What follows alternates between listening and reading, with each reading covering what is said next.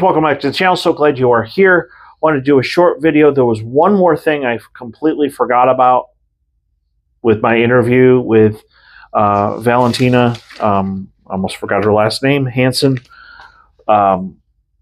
It seems like, and I've seen other churches do this too, that if the pastor is preaching a series, they will they'll give you this much, and then they'll say, if you want the rest of it, you got to go buy the book.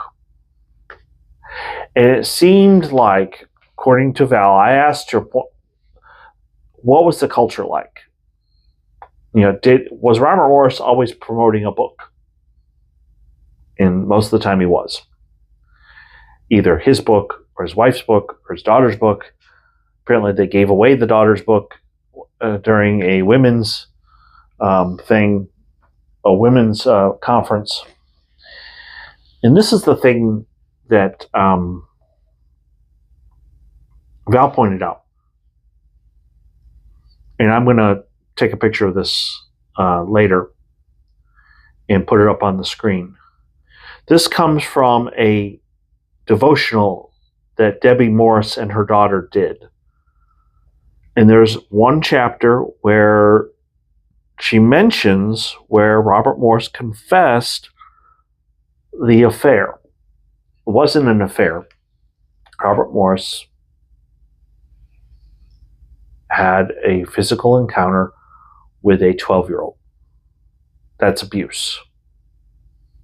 12-year-olds cannot consent to intimate activities. But I can't blame Debbie Morris for this. She didn't know. But she wrote about it in her book. And she says this, quote, and this is on page 58. The night Robert confessed to me what happened, we were staying in a hotel, and after he shared with me, I grabbed the Gideon's Bible from the nightstand and fled to the bathroom. It was the only place to go. I cried and read the word and prayed for most of the night. God showed up for me that night and every day after that. He gave me grace. I found new mercies for each new day, and I realized I was going to be stronger and better on the other side of this. Okay. That's good and everything, but here's the problem. And Valentina pointed this out. Robert Morris talked about this affair in his books. Robert Morris made money from writing about this story. That's the part that makes my blood boil. It's wrong. If you tell a story and you only give 90% of the truth, it's still a lie. That's the part that's got to be, because I've been told by a very wise person a long time ago, everybody can be of a good purpose. Sometimes the worst you can be is a bad example. That's exactly what Robert Morris was and is. If you mess up, confess it. All of it. All of it. And you have to have boundaries when it comes to relationships. I know what it feels like to be on the other side of this. I've been cheated on, okay? There's no excuses when you make a covenant with somebody.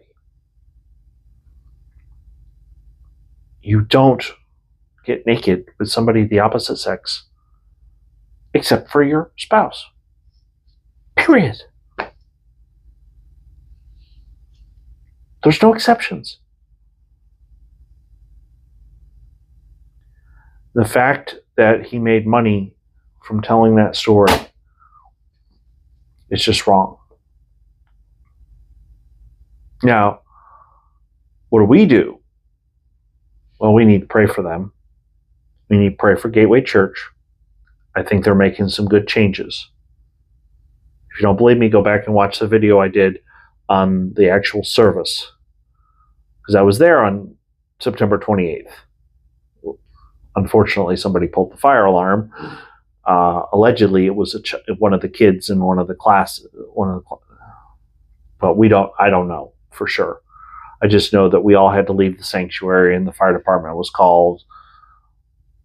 But to hear Max Lucado say that God doesn't need your tithe is a step in the right direction.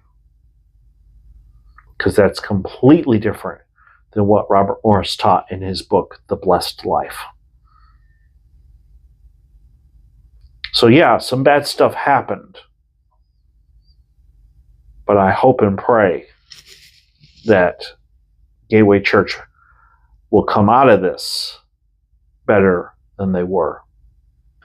And maybe, just maybe, what needed to happen for them to have revival was to remove somebody from leadership who shouldn't have been there in the first place.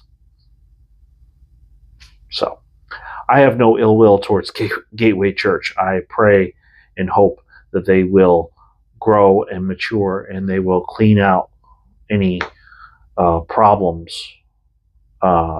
leaders, and they will put godly people in their place.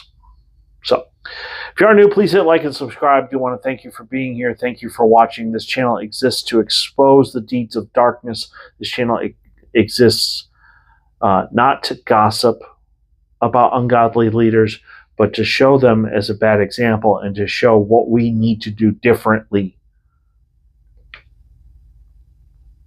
As leaders, we are to be humble, we are to be servant leaders, and we are to put other people's needs ahead of our own. We don't use people for our gratification. That is completely wrong. So, thanks for watching, and I'll see you tomorrow.